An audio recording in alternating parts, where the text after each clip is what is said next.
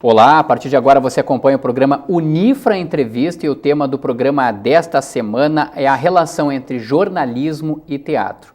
E o nosso convidado desta semana é o professor do curso de jornalismo do Centro Universitário Franciscano, Carlos Alberto Badic, mas todo mundo está mais do que acostumado a conhecê-lo por Bebeto Badic. Professor, muito obrigado por ter aceito esse convite nosso de participar do Unifra Entrevista para falar sobre esse tema, que eu acredito que é bastante importante, até no meio acadêmico, professor. Jornalismo, teatro, enfim. Obrigado, Rogério. Eu que agradeço a oportunidade de falar um pouco sobre dois temas que me são bastante caros. Exatamente. Né? Professor, quero começar então perguntando para o senhor, enquanto um é arte, né, o teatro, o outro é a realidade, né? E ambos têm uma relação muito estreita. Então eu quero primeiramente começar perguntando para o senhor, o teatro, professor Bebeto, pode sim servir como um meio de atuação jornalística para informar? Ele pode, digamos, de uma certa maneira, refletir e provocar reflexão sobre a realidade, porque na verdade ele não é a realidade, né? Na verdade nem o jornalismo, se a gente for pensar bem, né?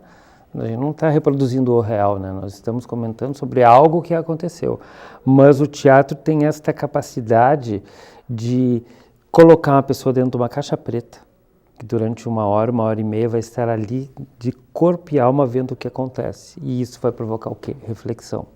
Né? Porque a arte sem provocar reflexão é praticamente impossível, né? Por isso que com as novas reformas aí estão querendo tirar ensino de arte, uma série de outras possibilidades, para que cada vez as pessoas tenham menos possibilidade de pensar em si mesmo, né, e no mundo que nos cerca. Então a gente tem desde sempre, né, na própria Grécia, quando surgiu o teatro como a gente conhece hoje, na antiga Grécia, o teatro ele era público, gratuito, e as pessoas iam para refletir sobre si mesmas. Então, temos as tragédias todas baseadas nos mitos, e os gregos iam lá para ver como que aquele tragediógrafo, aquele dramaturgo ia trabalhar aquele mito. E sempre tinha, não digo uma moral, mas sempre tinha um questionamento, ou político, ou filosófico, do ser humano. Então o teatro sempre foi uma ferramenta muito forte. Não é à toa que nos anos da ditadura, né, os teatros, a gente sofreu com a censura, muito. Alguns teatros foram invadidos, atores foram espancados. Estava com a Roda Viva, do Chico Buarque, né? Sim. Então o teatro sempre assusta bastante, porque ele provoca isso nas pessoas. Professor Bebeto, no resgate histórico, que muitas vezes uma peça de teatro até pode fazer, porque não é, estariam talvez as maiores virtudes do teatro enquanto jornalismo? Provavelmente, porque por exemplo, quando eu vou trabalhar um texto, por mais antigo que ele seja, eu vou sempre atualizá-lo, né? O espetáculo, depois a gente vai conversar sobre o espetáculo que a gente montou aqui na Unifra, tem uma série de referências ao cotidiano das pessoas, porque isso provoca uma aproximação, que o jornalismo traz também, mas só que o jornalismo traz enquanto ofício. Eu sei que aquilo ali é um jornalista que está sendo o mediador sobre algum acontecimento. No teatro eu estou ali cara a cara e eu não estou vendo o jornalista, eu estou vendo um ator que está representando um papel. Então eu acredito que a identificação é mais imediata, é mais visceral, porque tu está ali. Tu não tem nada para te mediar, tu não tem a televisão, tu não tem a internet, tu não tem o jornal, tu não tem o rádio. Eu estou assistindo, é presencial. Mais que o cinema então, professor? Bem mais do que o cinema. Bem mais que o cinema, porque não tem um espetáculo igual ao outro. Né? O cinema, se eu errar a cena, eu paro, gravo de novo. Aqui na televisão também, para aí, não foi legal, vamos gravar de novo. Professor Roberto, vamos cortar que isso aqui a gente não pode falar. Sim. Beleza, agora no teatro não. E o teatro, a gente tem essa possibilidade de sentir a reação da plateia e de trabalhar com ela, e de improvisar com ela. Então, o espetáculo presencial, ele é muito mais, não vou dizer profundo, mas ele mexe muito mais com a plateia, e por isso que ele é considerado por muitos algo perigoso, né? Sim. Subversivo. Quero justamente até então fazer esse exercício contrário, trazer à sociedade, professor, um fato. Por meio da dramatização, estaria talvez a maior virtude do jornalismo enquanto teatro, então? Acredito que sim. A gente falou agora há pouco, daqui a pouco vão passar as imagens do Nelson Rodrigues, né, que é o maior dramaturgo brasileiro. Sobre a peça O Beijo no Asfalto. O Beijo no Asfalto. O que fazia o Nelson Rodrigues? Ele começou como jornalista, né? policial, repórter policial. Então, assim, ele viu muita coisa acontecer no Rio de Janeiro. E a maior parte dos espetáculos dele tratam da classe média baixa suburbana do Rio de Janeiro. O próprio Beijo no Asfalto é baseado a partir de um acontecimento jornalístico. Um homem que beija um outro no asfalto e depois era toda uma questão de sexualidade que não tem nada a ver com aquilo. Sim. Né? Mas foi a partir de um fato jornalístico. Imagens cuja peça a gente está mostrando agora para o nosso telespectador. Então, assim, são dois caminhos que acredito que andam paralelos, em determinados momentos eles podem se cruzar, mas são... Mas nunca são conflitantes, acredito, professor? Não, jornalismo jamais, e teatro? Jamais. Jamais? Eu acredito que tem duas características essenciais, tanto para o bom jornalista quanto para o ator ou para o diretor, né? Primeiro é a curiosidade e segundo é essa observação do cotidiano, do que nos cerca, que é básico para o jornalista e para o ator também. Eu preciso compor um personagem, eu preciso dirigir um espetáculo, então eu tenho que saber como que o ser humano se comporta em sociedade. Sim. E que, na síntese, é o que a gente faz no jornalismo também, né? Tá na parte da observação. O senhor citou agora há pouco a questão da ditadura militar, mas, por exemplo, entre as décadas de 50 e 60, por exemplo, os espetáculos eles tinham, assim, muitas vezes até como parâmetro, manchetes de jornais da época, né? E o Beijo no Asfalto, inclusive, né? Ele não é exatamente desta época, ele é um pouquinho depois, mas ele tem um pouco disso, né? E eu até andei pesquisando na internet, professor, eu vi que o jornalista Pedro Petrola Filho, né, desenvolveu uma pesquisa chamada Jornalistas e Dramaturgos, a influência da prática jornalística na dramaturgia no Brasil em meados do século XX. Acredito que deva ser do seu conhecimento esse trabalho. Eu gostaria que o senhor trouxesse um pouquinho da experiência do que o José Petrola Filho traz esse trabalho. Se o senhor chegou a ler esse livro? Não, eu desconheço. Na verdade, desconheço, não vou te dizer que conheço, até interessante, porque para montar o espetáculo que a gente tem aqui na Unifra, nós temos acadêmicos de jornalismo, né? Eu, enquanto jornalista, eu tenho uma grande experiência enquanto produtor de espetáculo, né? Já dirigi 2 outros. Então, assim, eu uso muito do jornalismo para isso. Né, de observações do que está acontecendo no país no momento, de como as pessoas reagem a determinadas situações, né? Utilizamos muito mesmo de questões que a gente vê via televisão, né? Cenas de televisão, para causar esta aproximação com a plateia. Então eu acredito que eles sim, são 2 caminhos que andam paralelos e perfeitamente interpenetráveis, se a gente pode dizer isso. Quando o senhor coloca essa situação da observação para o jornalista e para o ator, né? Além disso, o que mais o senhor destaca assim, como característica vital para quem atua? E daqui a pouco o senhor se refere ao jornalista que trabalha em televisão, em rádio, ou até mesmo jornal também? Jornal. Disciplina, né? Acredito sim, no nosso caso, é respeito às fontes no jornalismo, né? No teatro é respeito ao texto. Quando eu digo texto, não é necessariamente o que eu vou falar, mas aquilo que eu vou desempenhar em cena, né? E respeito à hierarquia também, que a gente precisa ter no jornalismo, né?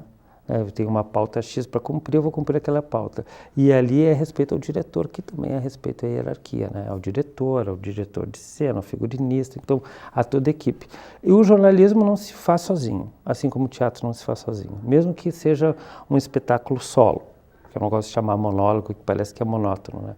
Eu não faço sozinho, porque eu tenho uma série de pessoas trabalhando comigo. Então, assim, responsabilidade e disciplina eu considero fundamentais. Sim. E uma coisa que a gente tem que ter, que vocês sabem bem, né, jornalista, concentração. Eu estou ali conversando com o meu entrevistado, tenho que estar percebendo que ele está respondendo para poder conduzir a entrevista. Teatro é a mesma coisa. Eu estou em cena, eu estou ouvindo o que o meu companheiro de cena está dizendo para eu poder... se ele não deu a deixa, que é aquela fala que eu preciso rebater depois, eu tenho que saber improvisar. Então, assim, concentração, disciplina, respeito são características fundamentais. Aliás, isso para todo ser humano em qualquer profissão, mas nessas 2 eu acredito que são imprescindíveis. Sim. Aproveitando o fato de que o senhor é professor de jornalismo, e eu quero aproveitar porque o assunto do programa é jornalismo e teatro, professor, quando o senhor coloca essa situação, por exemplo, do jornalista cumprir uma pauta, do ator cumprir aquilo que está sendo designado para ele no papel, mas muito daquilo que está escrito na história. Eu gostaria que o senhor explicasse para nós o que difere nesse caso, então, a disciplina do que daqui a pouco pode ser considerado, de certa forma, uma imposição por parte do diretor ou por parte, muitas vezes, do editor, no caso do jornal, de ter de cumprir uma pauta? Na verdade, isso vai depender muito, varia de pessoa para pessoa. A gente sabe que existem editores e editores. Existem os editores carrascos e existem aqueles que são mais flexíveis, que se o repórter vem com uma boa ideia, por que não aceitá-las? Existem os diretores carrascos e os diretores mais flexíveis, né? Que, por exemplo, assim, o ator daqui a pouco testou algo, né, que é da índole dele, que ele disse, não, vou modificar isso aqui, e ficou bom, não tem por que o diretor não aceitar. Eu sou muito flexível com os meus atores, eu deixo eles criarem, né? E como eu trabalho com não atores, na verdade, são todos acadêmicos de outros cursos. Sim. Então, assim, a rotina deles não é que nem a de por exemplo, aluno de artes cênicas, que as disciplinas são todas a ver com o ofício deles. É expressão corporal, técnica vocal, interpretação, improvisação, história do teatro. Os meus não, eles são da enfermagem, das letras, do jornalismo, da história e da publicidade. Então, eles têm outras tarefas, outros afazeres. Então, eu aproveito muito que eles, enquanto pessoas, podem colocar em cena. Então, muita gente diz assim, mas ele é assim mesmo. Eu disse, não, tem elementos da pessoa tal, mas ele criou um personagem. É difícil, foi 1 ano e meio de ensaios, mas vai depender muito também dessa relação que a gente tem. No jornalismo, depende muito também do veículo que tu trabalha, né? Claro. Perfeitamente. Não quero que o senhor revele tudo não sobre a peça Sonhos de William, porque é assunto do nosso próximo bloco. O Unifra Entrevista vai fazer um intervalo de 1 minutinho, mas na sequência volta para falar da peça Sonhos de William, que é uma celebração aos 400 anos da morte de William Shakespeare. 1 minuto e já voltamos.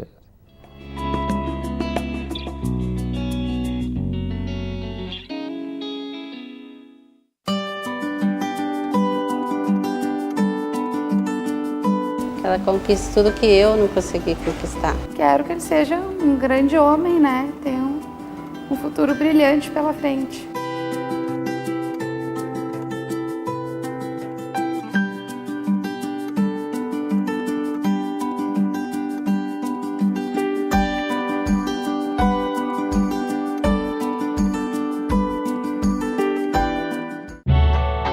Quero desenvolver um projeto inovador.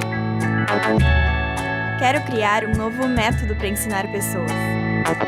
Quero descobrir a cura para doenças crônicas. O conhecimento dimensiona o seu futuro. Vestibular de Verão 2017 do Centro Universitário Franciscano. Inscrições até 7 de novembro pelo site unifra.br. Prova única 28 de novembro. Centro Universitário Franciscano. Uma universidade para suas aspirações.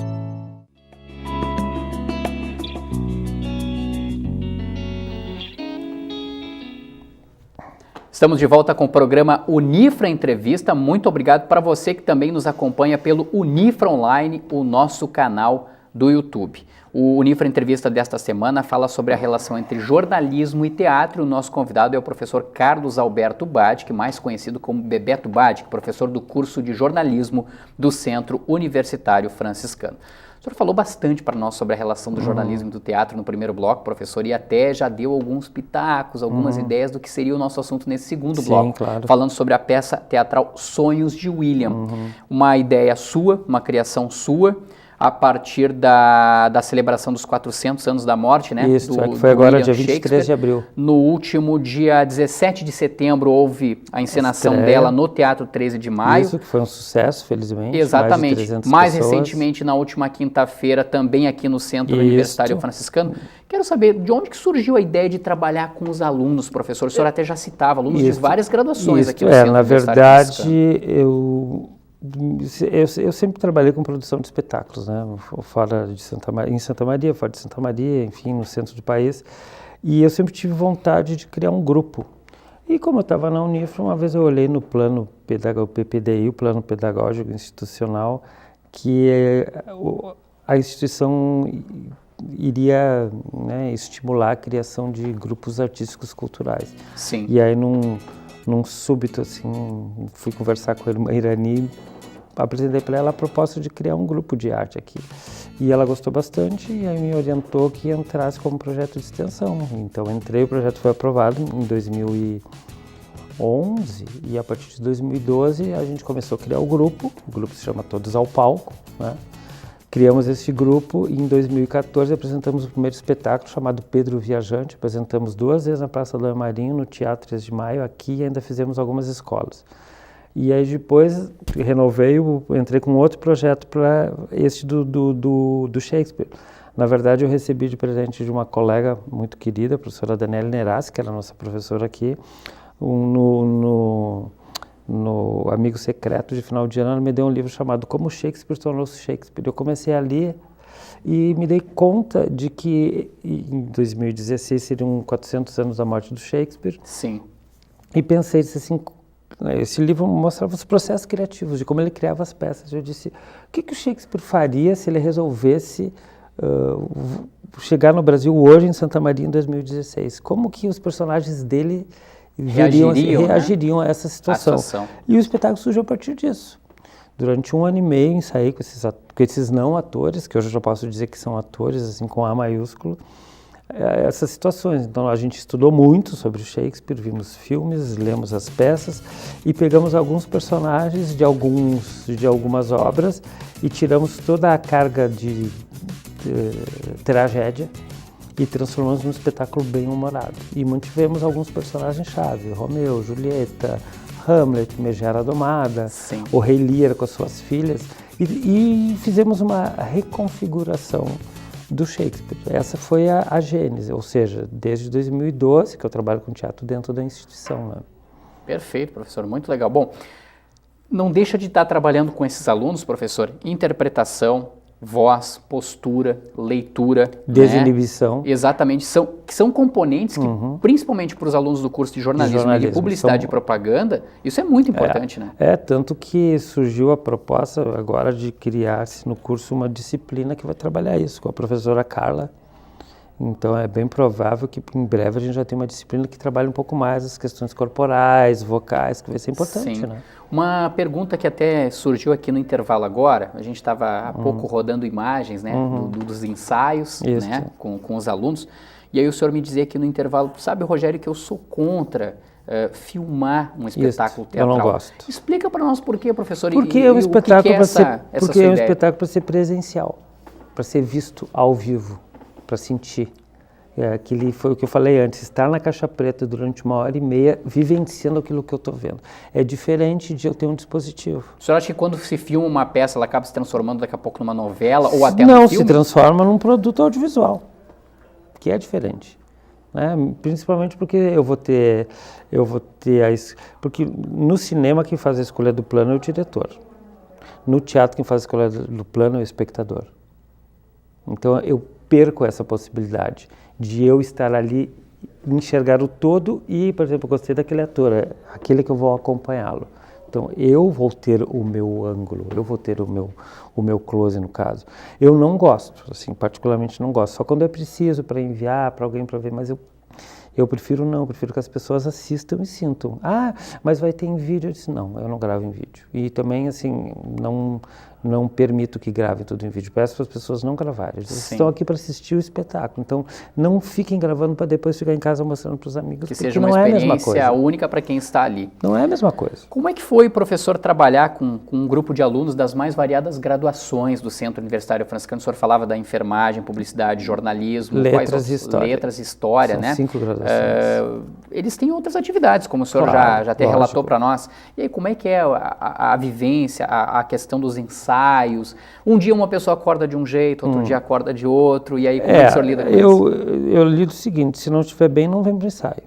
Deixe sempre o mau humor do lado de fora. Né? Porque não tem como. Porque está trabalhando com o corpo, com o teu intelecto, com as tuas emoções. Então, na verdade, eu como eu falei antes, eu sou bastante flexível, eu deixo eles me dar o que eles têm de melhor e aos poucos eu vou lapidando. O trabalho é muito mais o que eles podem me dar do que eu propriamente ficar dizendo, faça isso, faça aquilo. Não, eles têm toda a liberdade de criação. Sim. Senso crítico, como é que o senhor despertou o senso crítico nessa gurizada aí? Olha, eu tive a sorte que esse meu elenco, ele é muito criterioso. Tem duas atrizes, inclusive, que são gêmeas, né? São muito idênticas, né? E completamente diferentes. Né? Elas são, assim, univitelinas fisicamente, mas uma é de um jeito e outra é de outro. Não assim, confundiu o pessoal no palco na hora lá? Não, porque elas fazem papéis de irmãs e é muito engraçado, porque são 3 irmãs loiras e o pai é negro.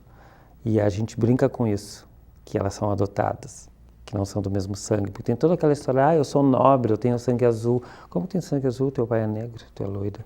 Então a gente trabalha com isso, nós temos uma atriz também que é a Anã, então a gente trabalha com as diferenças. O que é muito interessante, porque a plateia aceita de uma maneira assim...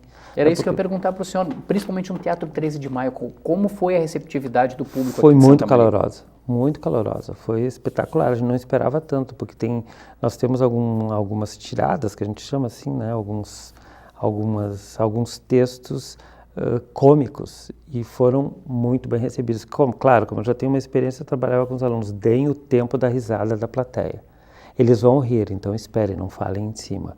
Porque tem isso que a gente chama o timing da comédia. Tu saber, né? Tanto que o espetáculo eu tinha cronometrado em 1h30, no teatro ele deu 1h15, porque ele foi assim, papum, falou, respondeu, não pode dar... Eu brincava com eles, pelo amor de Deus, dá para passar um trem entre as falas de vocês. Não pode ter 10 segundos de hesitação, porque a comédia tem isso, um fala e o outro responde. É porque tu está no teatro. Tu não pode perder a tua atenção. Então, eu acredito que o resultado foi melhor até do que eu esperava, né? Superou as suas expectativas. Professor, o senhor falou que já produziu, então, Pedro Viajante. Isto. Mais recentemente, agora, Sonhos de William. Em 2008 eu fiz o musical Emembuí, que foi em comemoração aos 150 anos de Santa Maria. Ali foi uma mega produção, eram 40 pessoas em cena. Mas com alunos, com acadêmicos da Unifra, foram esses dois trabalhos. Foram esses dois, isso. Quando é que vem o terceiro? E vem um terceiro? Vem, provavelmente vem, assim. Eu tenho uma relação muito boa com a pró-reitora de extensão, a professora Solange Fagan. Ela já me fez um pedido, que por enquanto é sigilo, para próximo espetáculo. Adianta um pouquinho só no Unifra Entrevista aqui, professor, pelo menos o assunto, qual foi o pedido? Uma peça teatral sobre, daqui a pouco, algum assunto da sociedade atual? Não, é mais algo que tem a ver com a área dela, né, com ciência e tecnologia. E eu já estou tendo ideias, porque assim, o Sonhos de William está pronto, a gente está vendo as escolas, isso é uma coisa importante, nós temos o apoio da Unifra e temos o incentivo da Lei de Incentivo à Cultura, né? Nós conseguimos captar a verba, com isso a gente consegue pagar os profissionais que estão trabalhando. Sim. Em troca, a gente apresenta o espetáculo de graça. Foi de graça no teatro, foi de graça aqui também na Unifra e vai ser de graça em escolas públicas. Então a gente vai visitar escolas públicas. E quando é que começa esse giro pelas escolas? Agora em outubro. Em outubro Agora em outubro já. Eu tenho ido visitar as escolas e é incrível porque em algumas escolas assim as situações que o Shakespeare coloca em cena acontecem nas famílias das crianças. Eu tive relatos de professores, eu disse, mas isso, uma menina que disse, eu vi um fantasma na minha casa hoje, o Hamlet viu o fantasma. Sim. Né? Então, coisas assim que me arrepiaram até, porque mostra o quanto o Shakespeare está atual e o quanto ele era avante do seu tempo, né? São escolas da rede pública de ensino? Pública de ensino, tanto estadual e municipal. Nós priorizamos, e sobretudo as que não são no centro. Sim. Porque é difícil para as crianças virem até o centro. Então a gente leva. Se for uma sala pequena, é lá que nós vamos fazer. Se for no pátio, é lá que nós vamos fazer. Porque eu tenho um cenário que são 3 cubos apenas, e cabe no porta-malas do meu carro. E os figurinos. E cada ator é responsável pelo seu figurino, pelos seus acessórios. Então eles têm que chegar no espetáculo com todo o figurino, acessórios, fazer a sua maquiagem, o seu cabelo e está pronto. E está pronto. Agora uma pergunta de cunho pessoal, professor. O senhor é professor de jornalismo, mas trabalha também com essa parte do teatro. Desde 1983. Pois então. Profissionalmente. De fato, o professor Bebeto Badi, que gosta mais de quê? Jornalismo ou teatro? Os 3, jornalismo, teatro e gastronomia. São as 3 coisas que eu faço na Unifra. Então, assim, eu tenho o privilégio de conseguir exercer os meus 3 ofícios na instituição. Assim. Sim. Então, gosto de todos, porque eu já fui cozinheiro fora do Brasil, né? Já tive um café aqui em Santa Maria, faço produção de teatro desde 1983, sou formado em jornalismo, vim ser professor por acaso e consegui aqui né, abrir os caminhos tanto para o teatro, que não tinha nenhuma atividade artística na instituição, quanto para o programa O Coma Bem, que eu tenho com a minha colega a professora Tereza Cristina. Vai ao ar todas as quintas-feiras aqui na TV Unifra. De alimentação saudável. Então, na verdade, eu tenho história nisso tudo. Eu fiz artes cênicas na URGS também, né? Eu nunca conto, mas eu fiz durante 8 anos, então eu tenho um bom conhecimento. Trabalhei com algumas pessoas conhecidas, Fernanda Montenegro, Fernanda Torres, Gerald Thomas, Neila Torraca, Julia Gunn. Então, assim, eu tenho uma bagagem bastante extensa, né? Então, por isso que eu me sinto, assim, confortável de poder produzir um espetáculo, dirigir, e cozinhar e ser professor também. Mais confortável ainda, acredito que o senhor se sentiu para falar de jornalismo e teatro, que foi o assunto do Unifra Entrevista de hoje. Eu agradeço o espaço e parabéns pelo programa, a programação da TV Unifra também, acompanho bastante. Professor, muito obrigado pela presença e principalmente muito obrigado por ter aceito o nosso convite de participar então do Unifra Entrevista desta semana. Que agradeço. Tomara, vamos ficar de olho aí, porque logo vem um terceiro trabalho aí então. Hein? Tá bom. O Unifra Entrevista vai ficando por aqui. Se porventura você ligou a televisão agora, acessou o canal 15 da NET neste momento, mas perdeu essa entrevista, você pode acessar o Unifra Online, que é o nosso canal no YouTube. Lá você pode acompanhar o programa Unifra Entrevista na íntegra e também outros programas da TV Unifra. Muito obrigado pela sua companhia, um grande abraço e até a próxima semana.